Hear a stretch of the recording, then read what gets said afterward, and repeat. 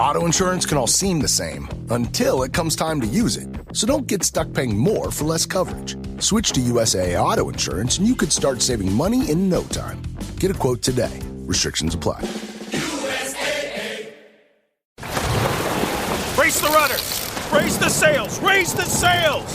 Captain, an unidentified ship is approaching. Over. Roger.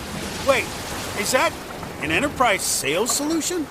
Reach sales professionals, not professional sailors. With LinkedIn ads, you can target the right people by industry, job title, and more. We'll even give you a $100 credit on your next campaign. Get started today at linkedin.com/results. Terms and conditions apply. When you think about your future, you know what calls to you. Meaningful work, happiness, growth, and sharing these values with others. But how will you find all of that? There are many paths forward, including one you may not have considered. The military provides countless opportunities to pursue your calling, where you can be part of something bigger than yourself, while still being yourself, and having the future you want. You have a calling, we have an answer. Learn more at todaysmilitary.com.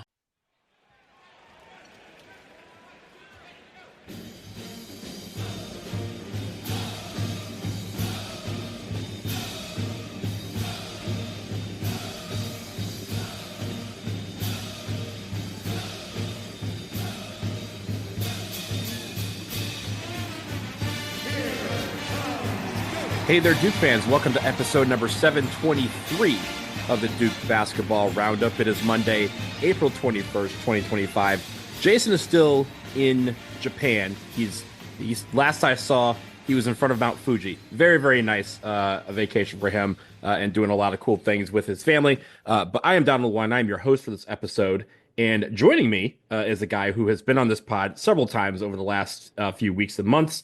Jordan Brenner of the Underdogs podcast of the DraftKings Network, also writes for The Athletic. Jordan, how you doing, man? I'm good, Donald. I heard Jason was gone, and I couldn't miss the opportunity to jump in and chat with you without being interrupted all the time. So I'm excited. Oh yeah, it's going to be a shorter podcast most likely because these have been pretty quick. Me and Scott have been kind of knocking these out the last couple days. Hey, remember when we pinged you and we're like, hey, let's do a podcast on what would happen if Cooper Flagg and Con Knippel came back? That aged real well, huh? It aged, well, at least in the case of Con, it was about 20 hours before it was sour milk. But in the case of today, as we wake up on April 21st, Cooper Flagg is the second of those two guys we discussed who has decided to declare for the NBA draft. Of course, not surprising in that regard, but at the same time, a chance for us to kind of look back on what was honestly a historic year for Cooper Flagg. He led the team in points, rebounds, assists, steals, and blocks. And he is presumably the number one pick in the NBA draft. I'll just go ahead and say it. If someone is the number one pick in this draft and does not draft Cooper Flagg, they have some explaining to do. Jordan, your thoughts on Cooper going to the NBA? Yeah, I mean, you said it. He's going to be great. The coolest part about Cooper and sort of wherever he ends up, he can fit into almost any sort of situation because he's so versatile. He can do so many different things. If you've got scoring, he can help you immediately on the defensive end and rebounding and passing. And if you need him to score, we saw that he can score. And he's just such a malleable player that it's exciting to know that it's not, most players you're concerned about fit. And I still would be for him only in terms of like, you want the right organization behind him to maximize his career. But in terms of like who he can play with and stuff, it's so much less of an issue with him. I feel like this year, and we've kind of had to really train our brains to re-understand what a superstar can look like. A superstar does not have to get 37 points a game and basically be just offense. He can do it all. And you kind of look in the NBA, and it's not a direct comparison, but the stats of a Nikola Jokic, right, who sometimes gives you a lot of points, sometimes gives you a lot of rebounds, sometimes gives you a lot of assists, and many times gives you a lot of both or all three, and is a stat stuffer. That is a type of pro that I expect Cooper Flagg to be. Is that something that you're thinking as well?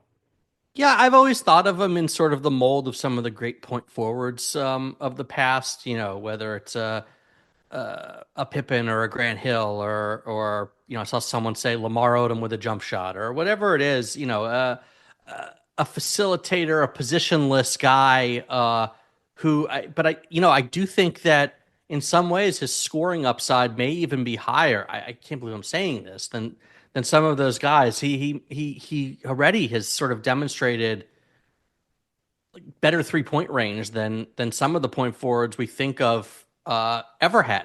So, I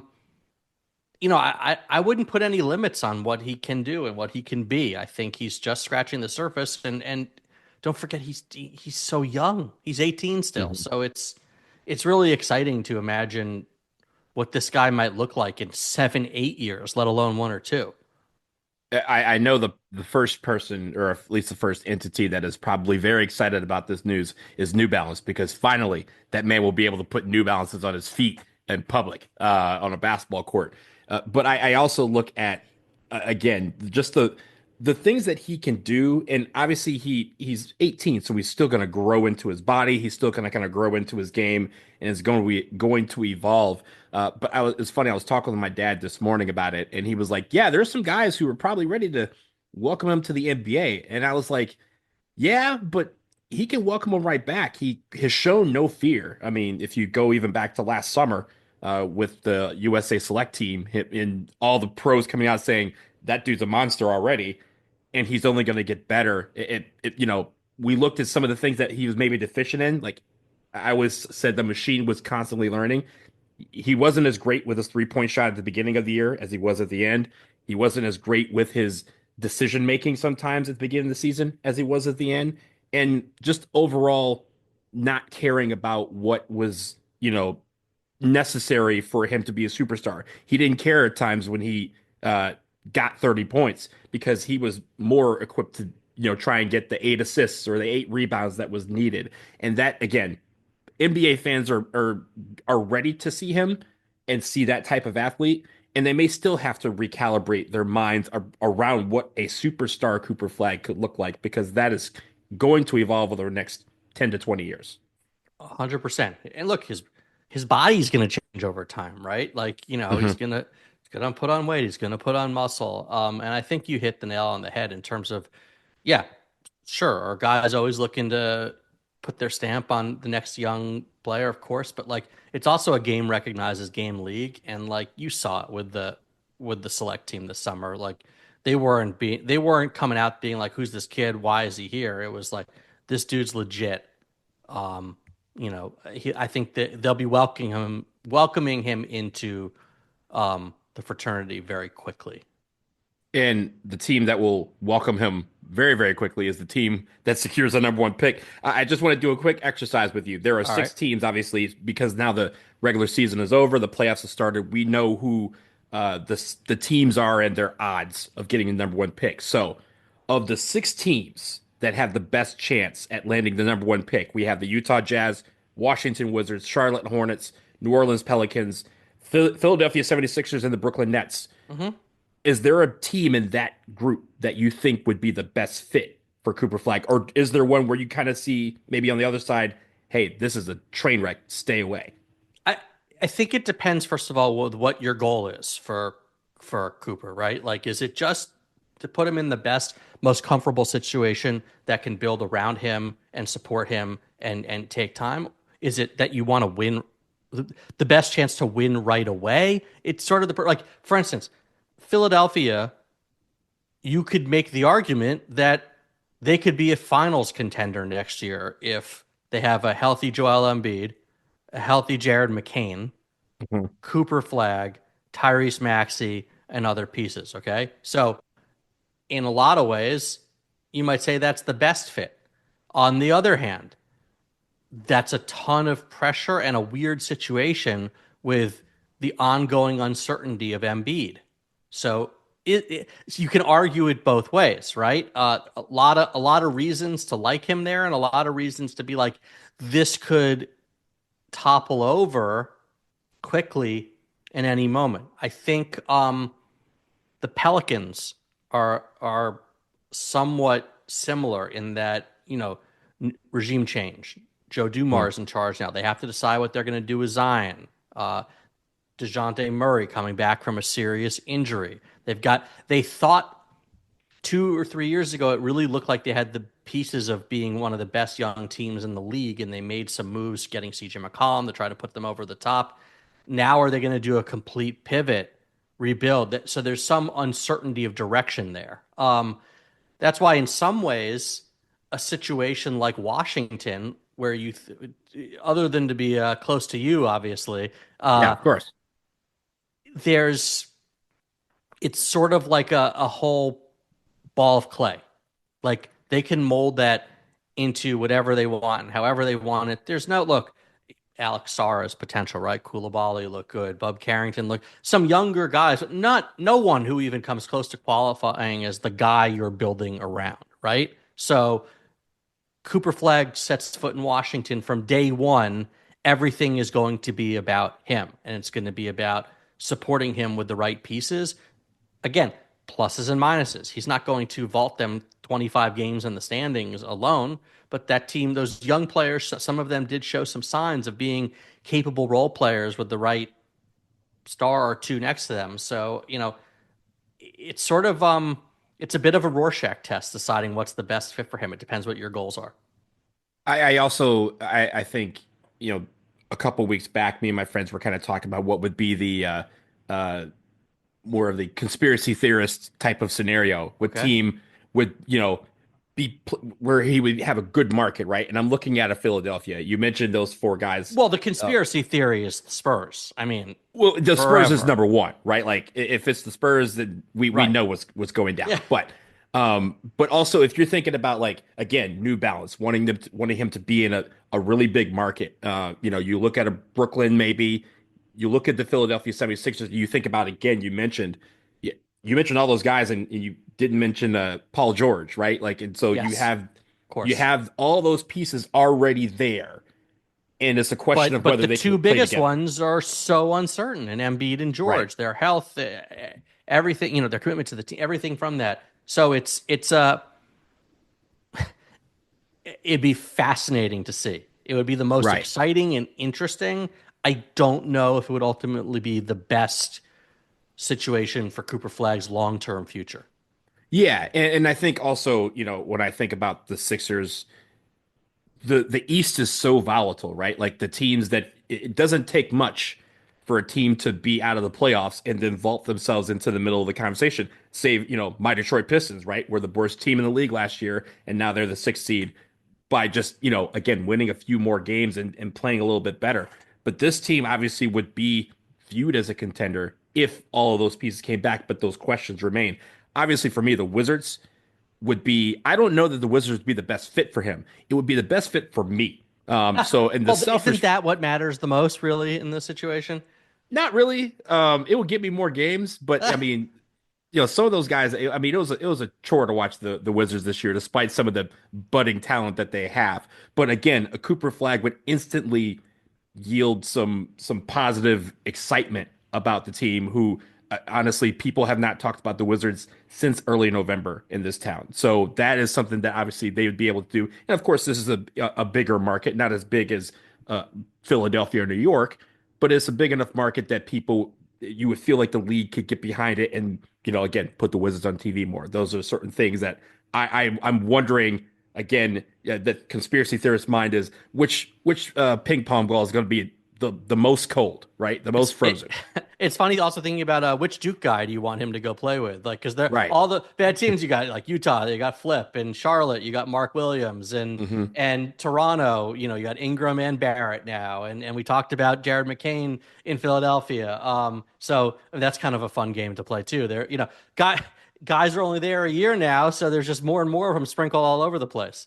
Yeah, I think how close we were possibly to having a Jared McCain and Cooper Flagg play at Duke together, and then Jared went off right and went to the pros.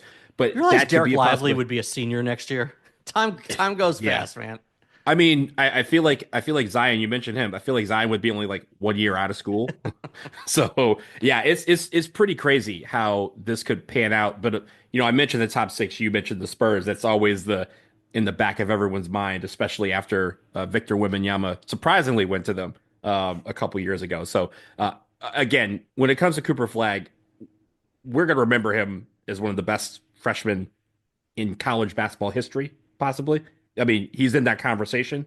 And at Duke, just the fun that it was to watch him play is something that will not be forgotten for a long time. And I don't think San Antonio deserves Cooper Flagg. Not they've done Duke dirty too many times. They don't get the reward, right? I hope not. I'm not as big Spurs fan overall because of what they did to my Pistons back in 2005, Robert Ory. But I feel like maybe again going to him in his mind would be a redemption story of sorts, right? Going back to the place that his college career ended to start his NBA career. I'm sure they're going to write some storylines they can write themselves when it comes to Cooper Flagg.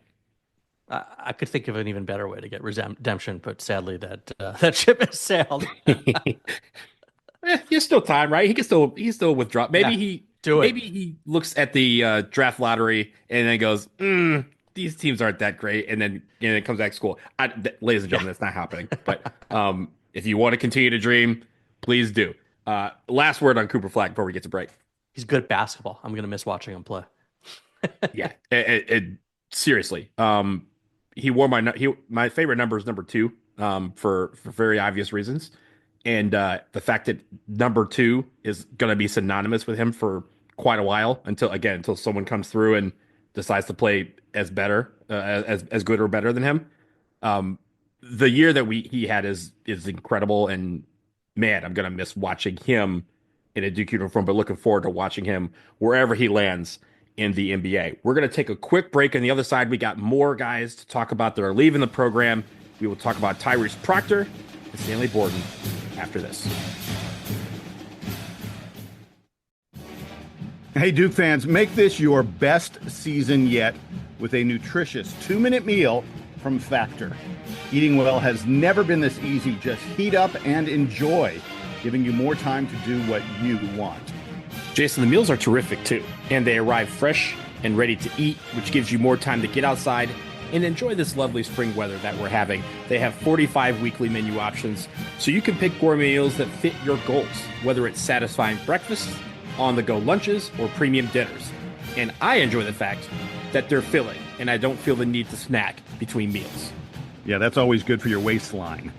Get started, everybody, at factormeals.com/DukeBB50 off. Use that code DukeBB50 off to get 50% off plus free shipping on your first box. Again, that is code DukeBB50 off at factormeals.com for 50% off plus free shipping.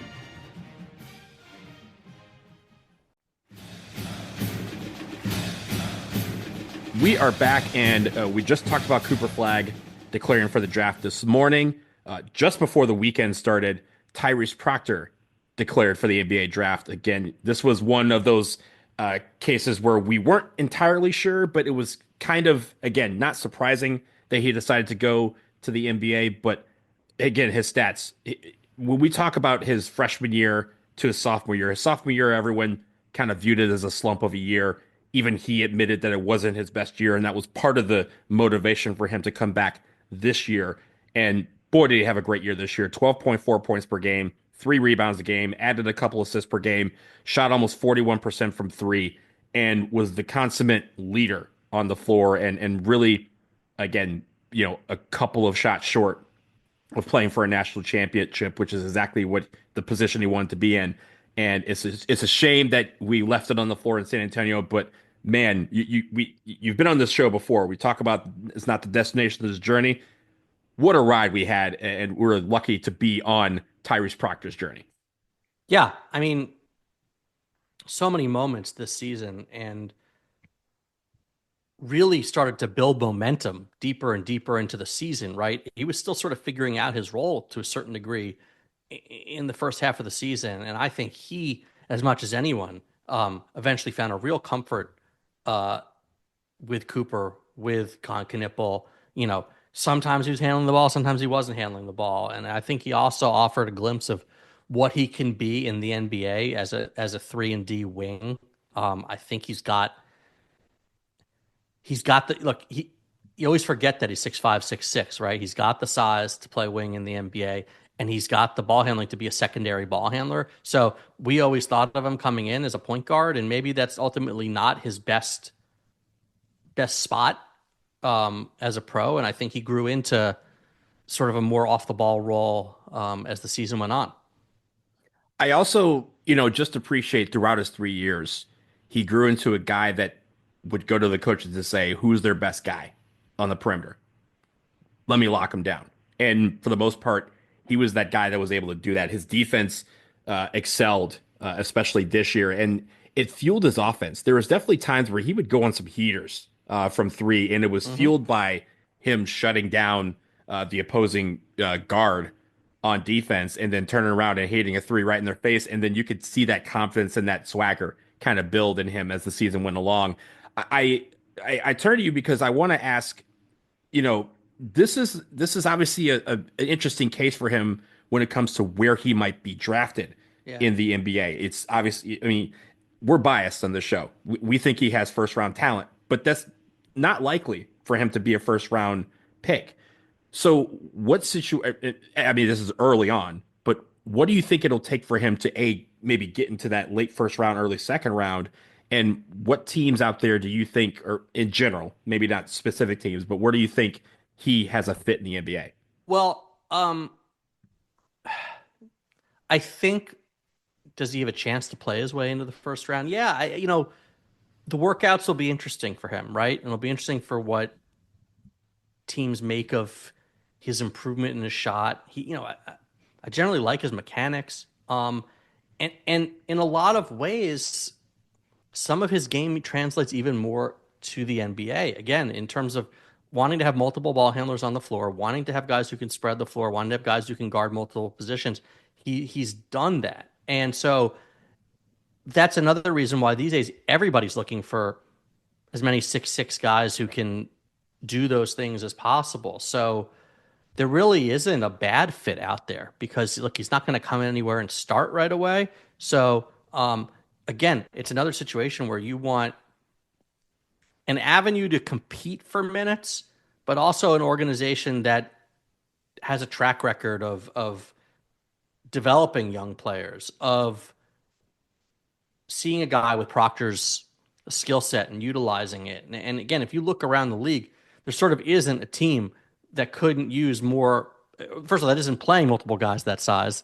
And then that couldn't use one who's going to knock down shots consistently. So that's the biggest thing for Tyrese, is always going to be, how solid can he be from three? And if he can be a 40% three-point shooter in the NBA, well, then he's going to play a lot. Like, that's just a fact. The defense definitely locked down guys in key moments. I hate for him the way it ended, right? Like, because he didn't lock down LJ Cryer. And I just hate that he's going to leave Duke with people remembering a bad shooting night, a turnover, and then a missed free throw in the final couple minutes. And I've made the mistake of wading into the cesspool that is Twitter, and just like the comments from, I won't even use the word fans or people, like ingrates after games about like, I don't want to see so-and-so in this uniform anymore, or like whether they're turning on a player or turning on a coach, like, the other team's trying too. And sometimes they might play better than you or play. It really rubs me the wrong way to see that. But I hate that in a lot of people's minds, that's going to be their lasting memory. Just as if he'd gone last year, the lasting memory would have been the 0-for against NC State instead of the game before, where his defense was so key to beating Houston in that game. And again, what a run he had late in the season in helping get this team to the Final Four. And I don't know. Again, look, these could be 12-year-olds on a keyboard, or really, really unhappy people who just had a fight with their one friend, or, pick your person in the basement. I get it. But I hate seeing that, and I hate it for him. And like, I hope like he knows that people who know what they're talking about actually appreciate him. Oh yeah. I feel like overall, right, the Duke fan base, minus those that you mentioned that just ain't happy unless they ain't happy. I feel like people are going to remember him very, very warmly and fondly, right? Again, there was a lot of times where he just took over a game. I feel also, right, like Duke is hyper scrutinized, right? Every game's on national TV, every game, no matter what. If we lose, it leads Sports Center. If we win, it leads Sports Center sometimes, right? We're always in the public eye. So when someone does something like go in a shooting slump or have a game where it felt like they disappeared, people hound them about that because there's a million people, 2 million people that see that every single night. And so I feel like with Tyrese Proctor, he had a few of those games where, he didn't have good game, right? And he'd be the first to tell you that. And I feel like he and the coaching staff would tell him, hey, this was not the Tyrese Proctor that we needed, but he always rebounded from it. And the one thing that I also loved was his competitiveness.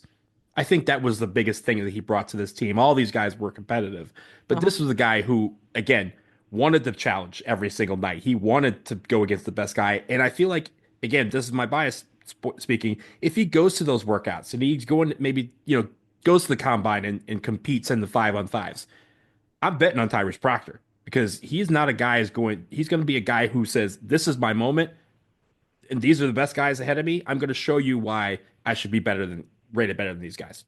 Yep. And I think, again, like, first of all, he stayed like that. That matters these days, right? Like we can do a whole other show at some point. We should, and I'd actually be curious to hear what the people listening, how they feel about this. So send your emails to Donald or hit me on Twitter at Jordan Brenner, because I'm actually really curious into how people have changed the way they interact with this team as fans as the era has changed with the portal and annual free agency, and or you already had one done, and you really don't know year to year if anyone's going to be back. So to have a guy like Proctor, who is there 3 years as a starter, feels very rare and something to savor, because in the end, those of us who grew up with college basketball in any era other than this one, like, a lot of the joy of it is the relationships you build, not directly, but just through watching these guys sort of in your mind, and you grow attached to certain players, and they feel like part of the family to a certain degree. And as much as we can love and appreciate the way Cooper Flagg played and the year he spent here, you're not getting that. You didn't get that with Zion or Tatum or whomever, right? It's different. You only had a few months to appreciate a guy. And for Tyrese, we did get to see that growth over time, the struggles. It obviously dovetailed with Shire taking over as coach, and you saw him get choked up talking about that relationship with Tyrese. So that's why Caleb Foster coming back to me is so cool, because we saw the struggles this year. We saw how many moments did we say, oh, he's gone, or he's going to be in the portal, before the season, And to see a guy who's willing to stick with it and fight through and care about a place and developing is just, I don't know, it just really stands out. I like the analogy, or at least the thought process of guys who are staying 1 year and how this era, you kind of change it around. I mean, if you think about it, as Duke fans, or as fans of any team that you support, you bring these players into your homes, into your hearts, and you don't want to let some of these guys go. And every year you change. This is not the TV shows of past where you had 5-6 seasons and you had the same cast every single year. This is White Lotus, right? Where it changes every single year. Point. And Coach K wrote that book, A Season is a Lifetime, right? And it was like the title was 30 years too early. Right. Because now really each season is a lifetime. It's a completely different cast of characters, and like, it's funny. You almost forget, even if you're a diehard Duke fan. Like, if I asked you to name like the 7th and 8th guys on a team from 5 or 6 years ago, you're going to struggle a little bit. Whereas if I asked you to name the entire roster on the 92 team, fans who are around there can do it. It just, there's so much change. There's so much turnover that it creates a different type of connection. So yes, back to the point, like a guy like Tyrese Proctor, a guy like Caleb Foster can transcend that. And I think that's meaningful.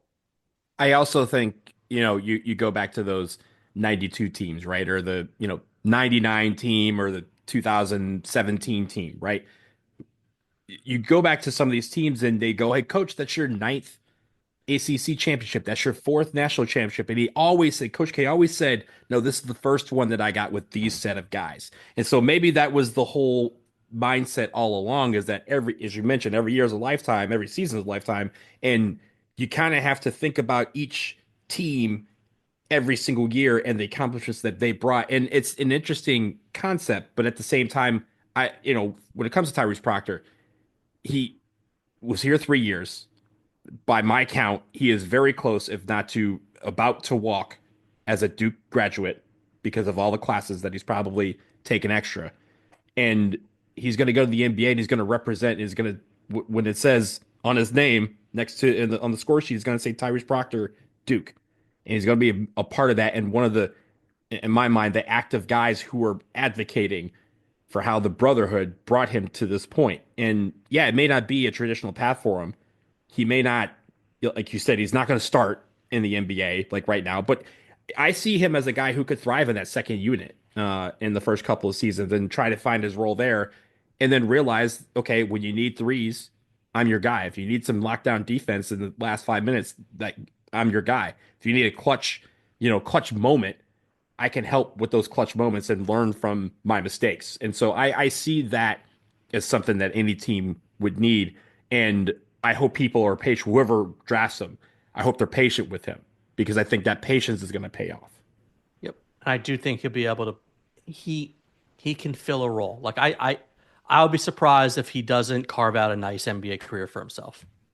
Yeah. And again, the NBA, I mean, he was in the NBA, talent development kind of program in Australia before he even came to Duke. So the NBA has had his eye on him for a long time. He has had his eye on the NBA for a long time. He gets to realize that dream again. If he is not walking in graduation this year, he's very, very close to it. Congratulations, Tyrese. We're very, very proud of you. We look forward to seeing you at the next level. We're going to close out very quickly because a fan favorite, despite the fact that he did not score a point in a Duke uniform, has decided to enter the transfer portal.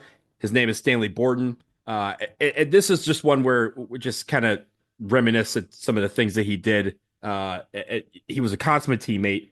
He obviously, at 7 foot, he was going up against some of these centers that we've had, these great centers we've had over the past few years, and has really been a guy who has done the dirty work. And we wished we could see him in more games, because it meant that he was getting to realize, again, his dream of playing college basketball. He's going to go somewhere, I think, to get a graduate degree. He's graduating this year from Duke. So he'll be a Duke graduate. He's going to get his degree, his graduate degree somewhere else. And hopefully we'll get to see some playing time for whoever he chooses.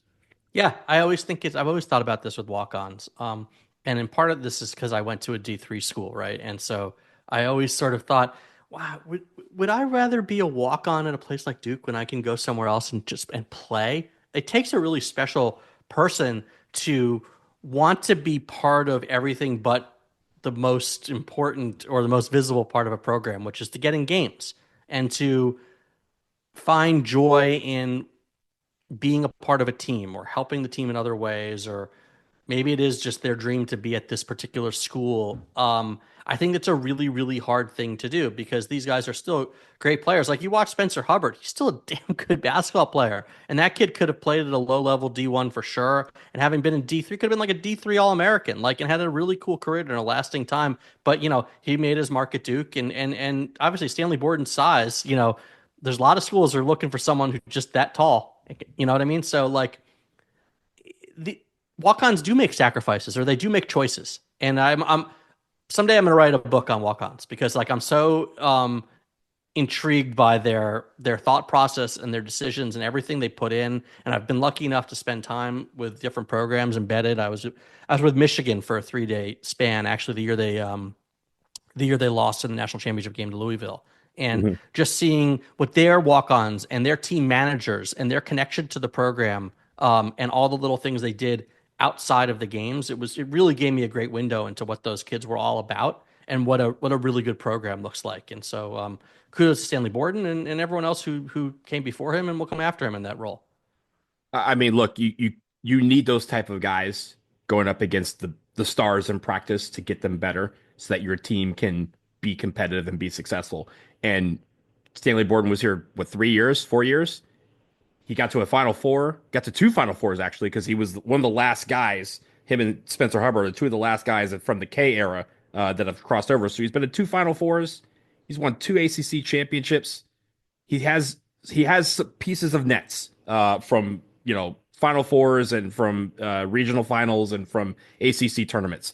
I think that is something that he can carry with him. He's always going to be, again, a beloved member of the Brotherhood, and we wish him well wherever he ends up, and hopefully he gets to see some playing time wherever he ends up. And you mentioned D3, maybe that's kind of the route that he's going, but it doesn't matter for him. His life is set because he helped be a part of some really special teams here at Duke. So we're really, really going to miss him, but we look forward to seeing what he does from here on out.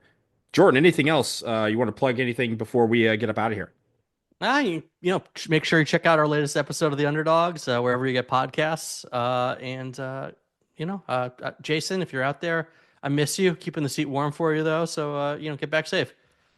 Yeah, well, he's entering the transfer portal right now in Japan. Mount Fuji though might be coming this way. I don't know. We'll talk to him about it. But Jordan, thanks so much again for being a part of this. This whole year has been awesome having you around, and you'll be back again soon. So I won't say see you later. I'll say see you soon. All right. Yeah. No, it's been a real pleasure getting to hang with you guys more and more, and looking forward to the next one. The next one will be coming very soon. We'll have more news to report, and once that happens, we'll be back to react to it. But he's Jordan. For Jason in Japan, I am Donald. This has been episode number 723 of the Duke Basketball Roundup, and now it is time for the Duke band to play us out and take us home.